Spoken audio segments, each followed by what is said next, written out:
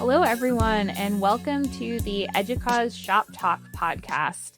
I'm Sophie White. I am a content marketing and program manager for EDUCAUSE, and I'll be the host for today's discussion. I am really excited to have with me here three of our leaders of the EDUCAUSE Women in IT community group today. I'll turn it over to them in just a minute, and I'm really excited to chat about different challenges, opportunities, things that they're working on related to our community and supporting women in IT. But first, I'll give you all just a brief overview of the group and who we have with us as guests today. So the Women in IT community group is a networking, learning, empowering, and sharing group amongst female-identified, trans, non-binary, and allied members of EDUCAUSE. Our goals include creating opportunities to discuss and address topics important to IT professionals who are within the identities mentioned above, to disseminate effective practices in the recruitment, retention, and advancement of women in higher education IT, and to provide a supportive and safe environment for group participants to learn as well as share their expertise, projects, and practice presenting in various modalities. I misread participate in practice, so I could use some practice on that too. The co-leaders of this group strive for this to be a welcoming, inclusive, and accepting venue for collegiality, learning, and networking. To further these goals, the group meets throughout the year virtually and at the EDUCAUSE annual conference, highlighting a variety of industry best practices. Thank you all for being here. So today we have Tonya, Amy, and Robyn, and I'll introduce them in just a minute. Holly, unfortunately, could not make it, Holly Heller-Ross, but she is the fourth co-leader of this group and is also really involved in all of the programming that Women in IT does. So first I'll introduce Tonya. Tonya Bennett is Director of Educational Technology at PennVet and is a dedicated and innovative leader in educational technology. She spearheads strategic initiatives that leverage technology to enhance education. Tonya is also passionate about building professional communities, having chaired the Young Professionals Advisory Committee and now serving as a lead on the Women in IT community group. I also support the Young Professionals Advisory Committee, and I really appreciate all your service to them too, the YPAC. Thanks, Tonya. Amy Shaiman is up next. Amy is the Director of Technology for Miami University's Division of University Advancement. Currently focused on implementing a new system and CRM for advancement, she is passionate about facilitating access to information, which empowers people, their learning, their work, and their engagement with the world around them. Prior to her career in technology, Amy worked as an educator, clergy person, and leader in community organizations and served in the U.S. Navy. Amy, every time I've read your bio, I'm just amazed by the variety of things that you've done in your life. So thank you for being here with us. And Robyn Wood serves as the Assistant Director for the Office of Technology at Texas Tech University Health Science Center's School of Pharmacy, where she combines her expertise in education and technology to drive innovation in healthcare higher education. She's a selected member of the Dean's Pioneer Pathway Task Force, which in 2024 launched Texas's first distance-based PharmD program. Passionate about creating meaningful engagement and amplifying others' voices, Robyn is deeply committed to advancing excellence and innovation in higher education. Thanks for being here, Robyn. So let's get started. I would love to hear from all of you just what sparked your desire to co-lead the Women in IT group for EDUCAUSE. You are all very busy professionals involved with a lot of things. So why are you excited to support this community? I'll go ahead and start. I think that I learned about WIT just before the lockdown phase of the pandemic, back in the 2020 time, and was already exploring the group. And then in the beginning of that time, with all the uncertainty and the need I felt for connecting with people and connecting with people professionally, I started attending more of the meetings then and really appreciated the collegiality, the welcoming venue, and the learning that was going on, because there was a very deliberate approach by the co-chairs at that time, and the way I saw it, as an opportunity to both to do professional development and really to just kind of be there for each other in the state that we were all in at that particular point in time. So, and there was a lot of effort to really embrace the many hats that lots of professionals wear, but particularly professional women wear, and be there. And so benefiting from the community made me want to give back to the community. Yeah, I think for me, my engagement started with AUW here in my local chapter. I actually was a scholarship recipient. I had never really been that involved, but I ended up being a program chair for that and participating with the AUW. So with that, it actually led me into wanting to still continue that on. And so just by starting with getting involved with EDUCAUSE and hearing about these community groups, I was like, wow, and they have all these different programs. And so for me, that's really kind of what sparked that, because I wanted to really contribute that way. And sadly, the AUW in the local chapter, because of COVID, wasn't able to carry on. So it was like I found my other place. And so I'm really grateful for that and these women here. I I feel like I am always in a perpetual state of looking for somewhere to serve or some community to pour into. I think that's just how I'm wired. And with EDUCAUSE, since they have so many communities, I get to pick like what community I want to pour into or be a part of. And to be quite honest, Robyn actually invited me on to start doing wit stuff. And I just love Robyn. And I'm like, sure, wherever you go, I'll go. And this is great. So Robyn actually, told me about it. And I decided to help with this community. And so that's why I'm here. And that's why I chose wit. I love that. Something I've heard talked about a lot with the young professionals is just how powerful it can be when someone suggests an opportunity like that to you that says, I thought of you, you'd be great for this. That can be so great for any communities that, are marginalized in any way or just are looking for more ways to build their professional network. So I love that story about you bringing each other in and now you're doing such great work for the community. Yeah, I admire these women so much. Like, I gained so much for them. And I feel like for what we're trying to accomplish with the group, we all have our different strengths. But going with Tonya too, I just saw that. I was like, wow, there's so many things I know that I've seen what she's done with young professionals. I was like, we want that for the women in tech. And sure enough, just having her shortly on board. But then Amy is our glue, keeps us together, keeps things like going so smoothly. I'm so thankful for her, for our conferences and the engagement we were able to have just these past couple of years. Like, there's incredible women and I'm so lucky that I get to, do some good work with them. I love that. Amy, I'm curious about something you just said, which was related to women wearing a lot of hats in higher education. Can you talk more about that? So like, what kind of hats are you seeing? Why are women maybe more likely to be wearing a lot of these hats, and kind of how do you address that? I think societally women wear a lot of hats, right?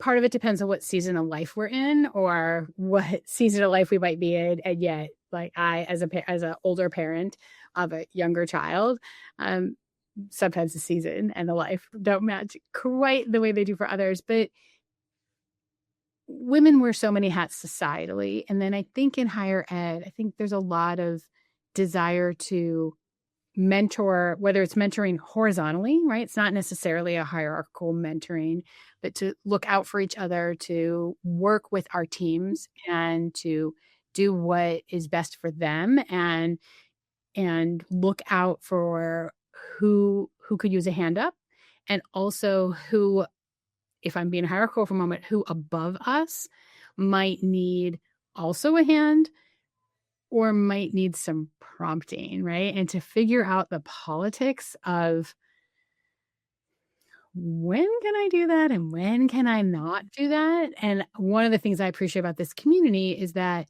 there have been times when I have felt like I just need to talk through a scenario with someone, and someone who's not necessarily embedded in the local whatever is going on, but can give me a little bit of an outsider viewpoint on things. So I think part of the hat is taking care of each other in the workplace and taking care of our teams. Part of the hat is looking out for ourselves and what do we need to do to professionally develop and professionally develop, not because we should necessarily always chase the next rung on the ladder, although we might want to do that. But also just to stay professionally engaged, especially in times that feel uncertain and feel challenging. Some of us who live in states where a lot of stuff is not in our own control, at least having some choice to say, okay, all this chaos is happening. Let me put on a hat of professional development and do that.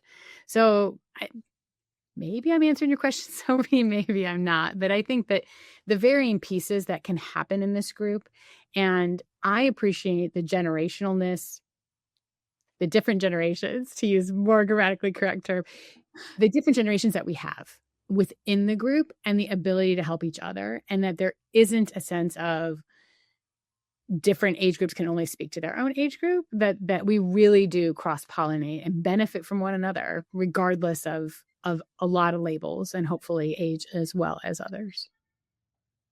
Yeah, I think that's so important.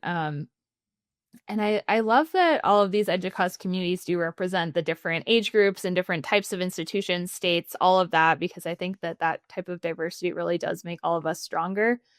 And I know even before we started, recording this conversation, we were talking about that there is a lot of chaos in the world right now. We're recording this April 7th of 2025. Everything's changing daily. But how important it is to have a community to lean on during those times, that you can say, we're all feeling this together, checking in on each other, trying to figure out what we can control, what we can't control, and make that distinction together. I think community is just so essential during these wild times, whether it's the pandemic or all of kind of the global uncertainty that we're seeing now. I don't know, and sorry if anyone sees my cat behind me. She's been going between napping and then running around, but this is Rutabaga, Rudy, so another woman in IT. Take them all. I know. Tonya or Robyn, I don't know if you want to add anything to that. I'm also curious about, if there are any memorable discussions you all have had in Women in IT lately that you want to chat about during our talk today. Yeah, absolutely. I will go ahead and say last month, she's not here, but our fantastic Holly Heller led a group of panelists of our different WIT-CG that started their own WIT-CG at their own institution. And it was so great to hear about all the groundbreaking things that they are doing there. But I will say one of the messages there, which there were many messages there shared, that stuck to my heart and really speaks to even what we're doing here, even in these uncertain times. And it was something that Dr. Alban Hill said from Auburn University. In WIT-CGs, we are set for intentionality and engagement. And we're that for everybody. And I really liked hearing that message. And I really liked just hearing all the different things that we do with our either it's cross collaboration within EDUCAUSE or within our campuses.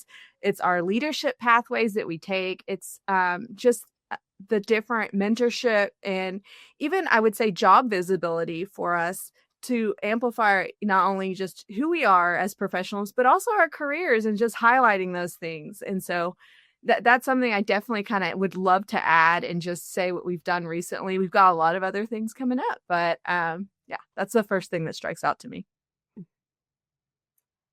I think one thing that jumps out to me are just our community conversations and just how we can come together and talk about things that are on our minds, because given everything that's going on, there's a lot of things on our minds, and we don't necessarily always have a place to unpack that or a place to park it or a place to just say, oh, I thought it was just me. You're feeling that too? Or are you experiencing something similar?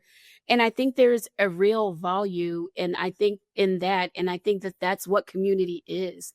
Finding those places, finding those people, having that outlet and being able to share with each other and care for each other in places where maybe we're not allowed to do that, or maybe it's like figure it out on your own time, or just hold up, a brave face and keep trudging on when really things are melting down and falling down around us. And I really appreciate the community and how open everyone is. Like, we share with each other, and that is so important for supporting each other through it all. And so I think that is it's a very good part of the WIT-CG, and I'm happy to be a part of that.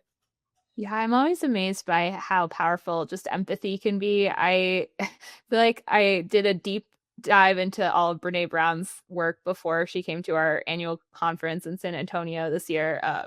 And it just keeps surfacing to the back of my mind even more than ever now, I think, about empathy as an antidote to shame and how it really does bring all of us together.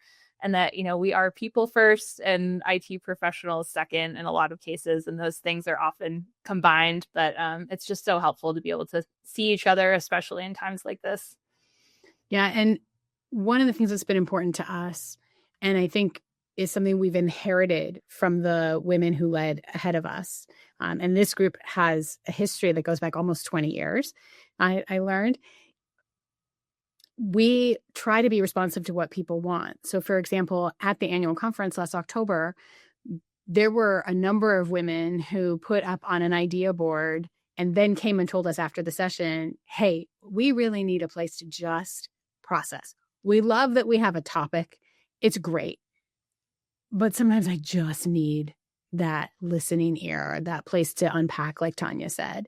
And so we've added another conversation once a month to allow that and to facilitate that. And, even if one of us isn't there leading it, that people can go out there and do it and be the supportive people for each other. Because it's not about any of us who are the leaders. It's about the group itself and what people need. So I didn't know that was a virtual conversation once a month.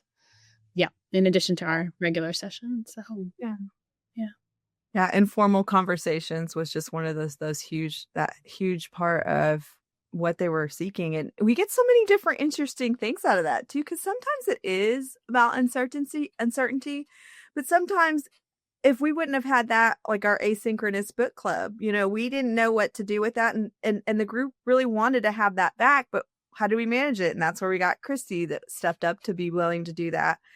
And I think just being able to, see our different unique perspectives and without having it to be so, rigid, and hearing people's just thoughts and feelings. There's so many different things that are going on in the world. But again, going back to intentionality and engagement, if we're here for each other, then I genuinely believe my heart of hearts will get through it. And with strong leaders within our CG itself and amplifying what they're doing, and then these fantastic women and Sophies and the Kellys of the world, we'll get through it for sure.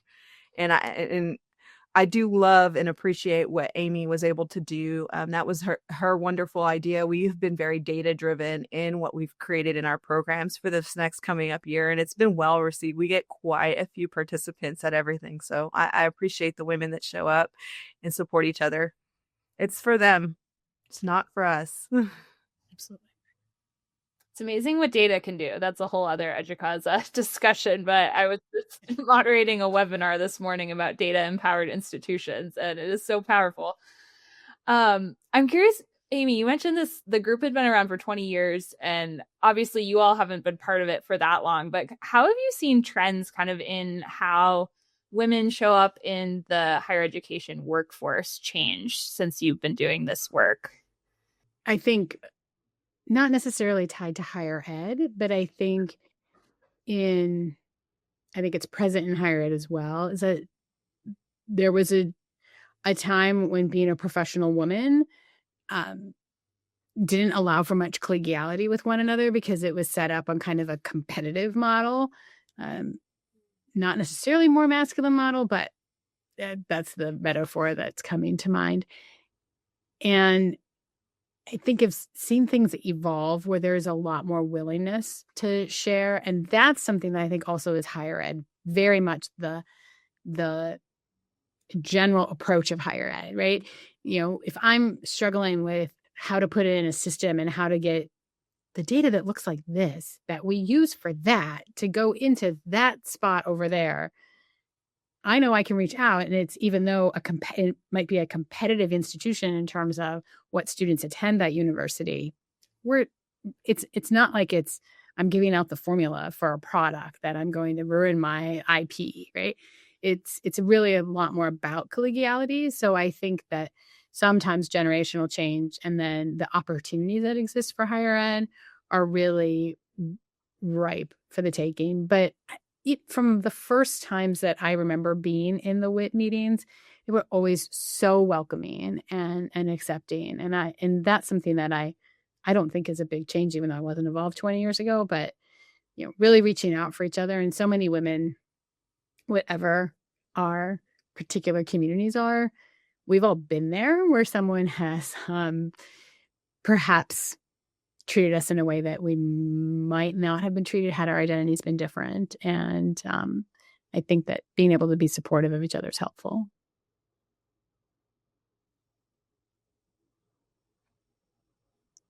Yeah, I think that's a really important point. I just had an example in my head and now I lost it. But yeah, I think that from what we're seeing in the EDUCAUSE community, I know what it was. Higher ed, I've always so inspired by the collaboration because in some ways, institutions could be competitive with each other for things like funding for students when we're talking about enrollment challenges and things like that. But this community is always so open to sharing ideas. We see that in our community groups. We see that at our annual conference, that folks are, willing to exchange their email addresses and mentor each other and be mentored. And that's something that I think even with all of the challenges going on right now really inspires me. So I'm glad to see that you've seen that in this space specifically too, in terms of supporting women in IT.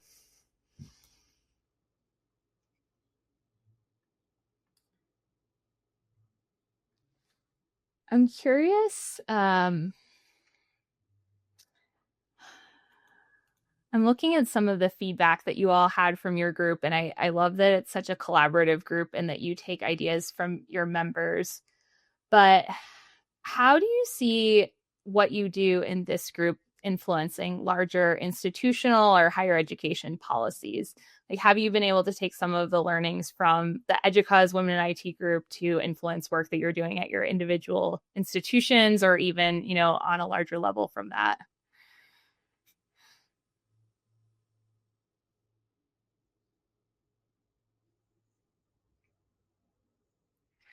Yeah, I'll go ahead and go. So the WIT-CG group, I think overall when I'm thinking about what it's provided for us and what we're hoping as we are leading it as professionals, and whether we're doing that through our local communities, it doesn't have to even be WIT-CG. But it's visible leadership and innovation and change making. And we really just want to be there to support careers or support people's well-being, and just making sure that we come with strength, empathy, and clarity, right? And those are really important things in leadership. So I think anything that we're doing, whether it's in the institution or whether you see us walking down the hall, you're going to see that we're so approachable. And I definitely would like to say, Tonya Bennett, she is not a stranger. And when she's at conferences and things like that, I love her having that visibility and just seeing her interact and what she's been able to do in terms of different leadership. And since you do great things at UPenn with the staff, I know you're already doing that. I don't know. What's your thoughts, Tonya? So thank you for the nod and the calling me out. No, I do chair the staff assembly at the job, my current institution this year. And I think that what I get from WIT and just serving on other EDUCAUSE committees and being in leadership is I get to practice my leadership skills. I get to hone them in. I get to stretch them. And what I really would like to offer to people who don't have a leadership position or something baked into their leadership is this is the way to get some leadership experience. This is the way to start to learn and hone these skills and really build them. And so my first gig at EDUCAUSE was being part of the young professionals, and I learned a ton. I learned how to interact with executives, like the president of EDUCAUSE, and I learned how to make asks. I learned how to make pitches. I learned how to advocate for myself and others. I just learned so many wonderful skills through leadership volunteering. And it definitely helped me have a package or a tool set to take back to my university. And now I am leading, I am chairing, and we have events and we do some of the very similar things that we do at EDUCAUSE, but I had that experience already. So I came with a skill set that I built on my own for free. Like it didn't cost me anything. And so I think that that was very useful and very helpful and something that I got just from leadership. I'll add one more thing too. I feel like Tonya, anybody that she meets, you feel like a leader, and I think empowering, right? And that's the message that she gives. And so that's the other part I'd like to add. I think just on my perspective and getting to interact with you, and I'm very thankful for that.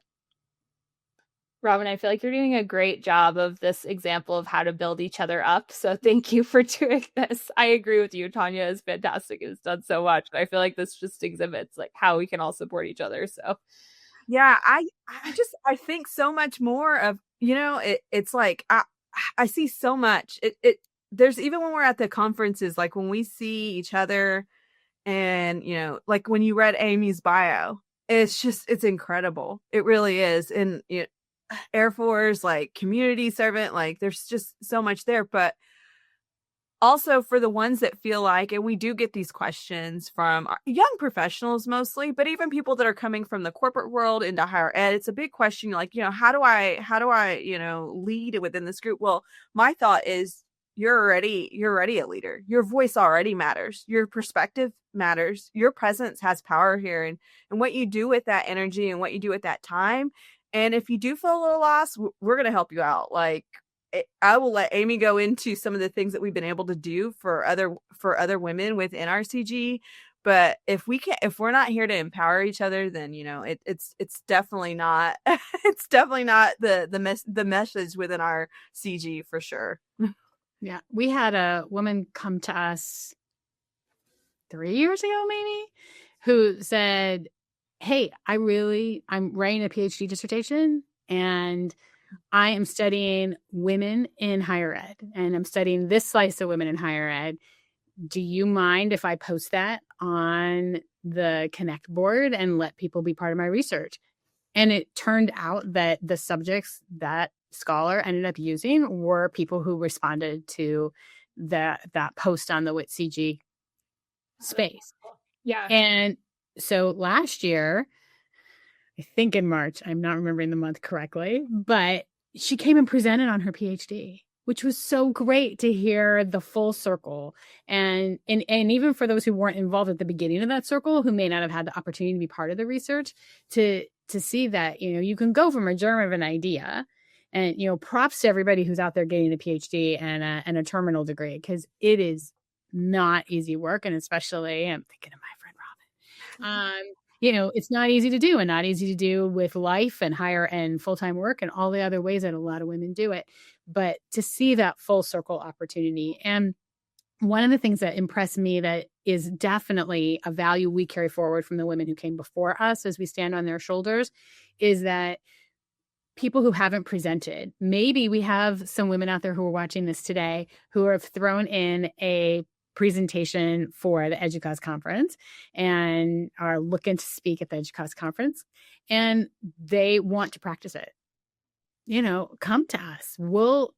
Even if we don't have a spot open on the calendar, there's nothing that says that we can't find another day to throw another meeting out there and publicize it to the community, because there are plenty of women who want to participate who always have a conflict at our meeting time because this is live.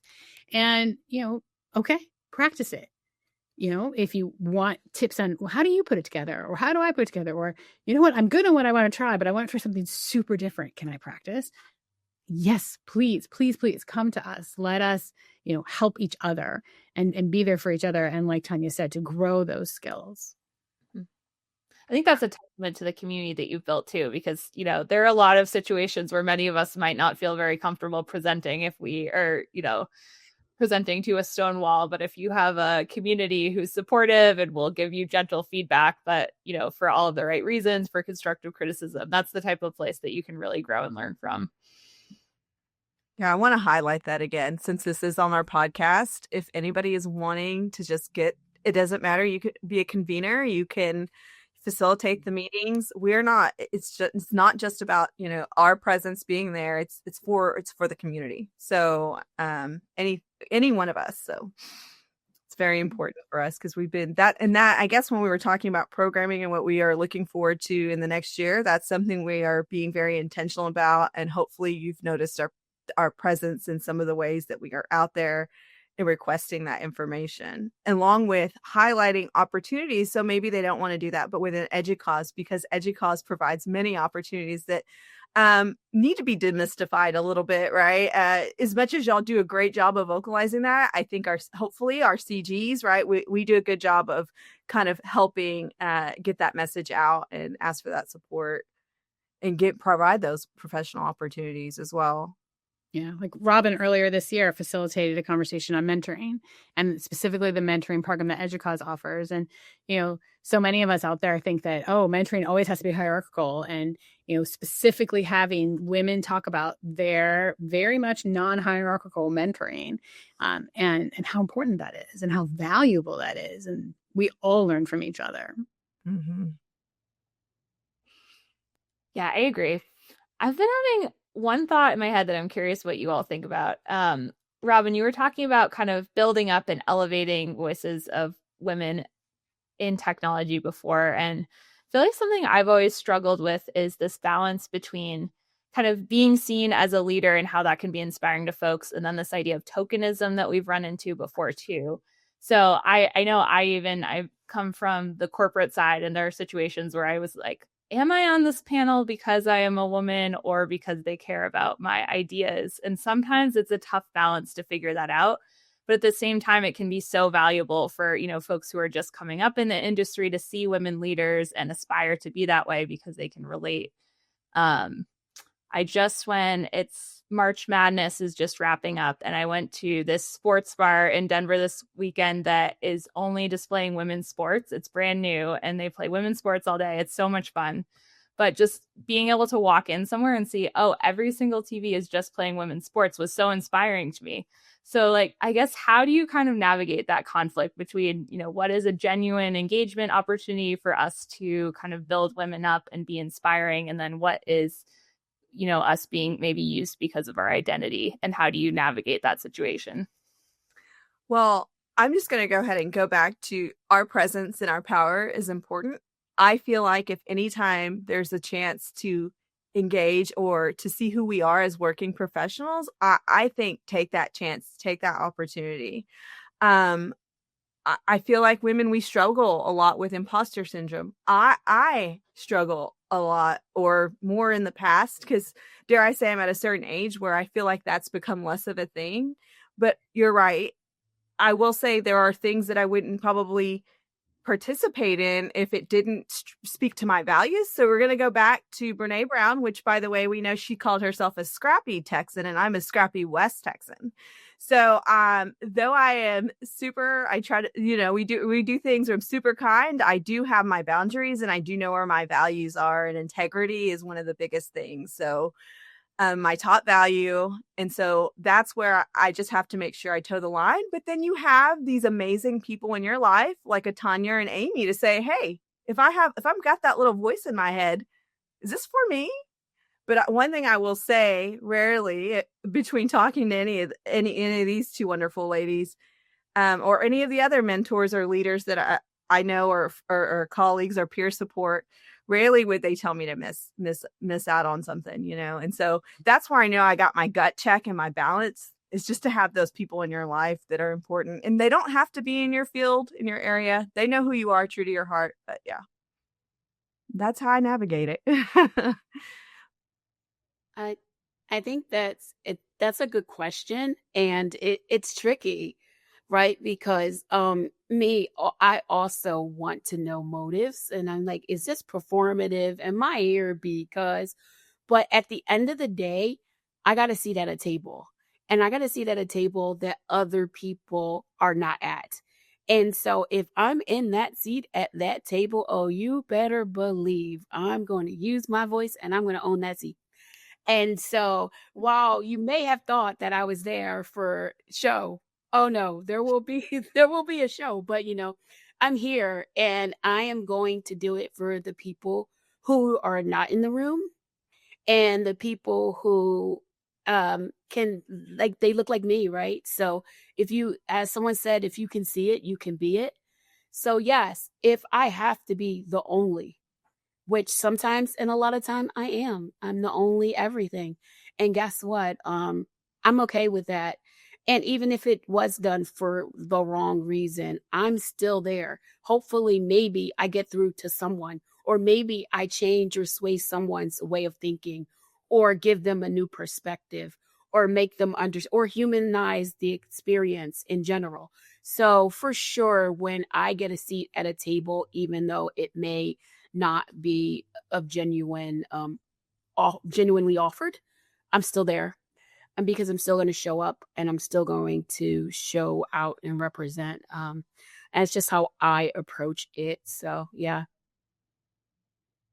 It's something just one more thing I want to even add, just between even just this group and just, I see it with all women, a lot of women leaders, is that it was Tonya had spoke about this last time, is speaking on people's names when they're not in the room. Always being positive, always providing those opportunities. So I would even say, even if we are presenting on something that is not maybe we can't always know what people's intentions are, but it gives us a chance to network and provide and open those doors for others to serve. And what I find, or what I've seen between even Amy and Tonya and Sophie in the world, the Sophies of the world, is that every time we're there, we do. And then we get to share that with other people, and we get to, create those strong networks. So where it's like, we got to bring them back, or, hey, maybe they know somebody for this. And it's been incredible to see the way that those things work out. I got actual chills when you all were talking. That was just so powerful to hear. Tonya, I loved your response to, it doesn't matter. I'm going to show up anyway and represent. And I think that's just such a really powerful and brave way to think about this question. So yeah, thanks for being a leader. She's incredible. We're very lucky to have her. Not always easy, but I have to. No, you make it look easy, but there's so much going on behind the scenes that, we will all never know about. So thank you. And Tonya, I would even go ahead and say, if we thought about, if you wouldn't have went to so many of those opportunities, how many missed opportunities would you have possibly had? And so that's the other thing, right? So had Tonya always, or even or any of us, right, said, no, we're not going to go, we might have missed out on something that could have been, that has led us to where we're at in front of amazing Sophie today. So you can. If you would have said we were doing a podcast, me and Tonya have talked, and Amy have all talked about this, we'd be like, what are you talking about? That's not happening. That's not a thing. No. Sorry, Amy, go ahead. No, I was just going to say that I think in life, it's so hard to balance all the competing things, and when to say yes, and when to say yes and, or yes but, and when to, like Robyn was saying, share an opportunity with somebody else. And I think part of what we want to open to the community is to hear from the members of the WIT-CG, either in an open space or via email or via private message in the EDUCAUSE Connect space, to say, hey, Amy, Robyn, Tonya, I'm open for X opportunity. So if you hear of that, or if you meet a speaker who's looking for someone to do this or that, we can't always know somebody to make that connection, but, maybe there's a way for us to continue to enable and empower others to have the opportunities that some of us may or may not have the time for, but can enable for others. So that, I think, is another place where we haven't necessarily intentionally taken the group, but something that's organically happened that I think, we could see if people have that interest. Yeah. And I also love what you said, what you all were talking about earlier in terms of mentorship, but also having someone who knows you and can kind of gut check you on opportunities. Robyn, you were mentioning that, but something that stuck out to me about Brene Brown's talk too is I think she also, in addition to calling herself a scrappy Texan, she talked about some people who are chameleons and kind of this idea that you can shapeshift depending on whatever opportunity is available, which isn't in line with your integrity, and why it's so important to make sure that you're kind of checking these things with yourself and with other people. So having a professional network who knows, oh, I'm not really sure about this opportunity. Should I take it or not? It's so powerful to be able to have that network to run ideas by and make sure that you can have those honest conversations too.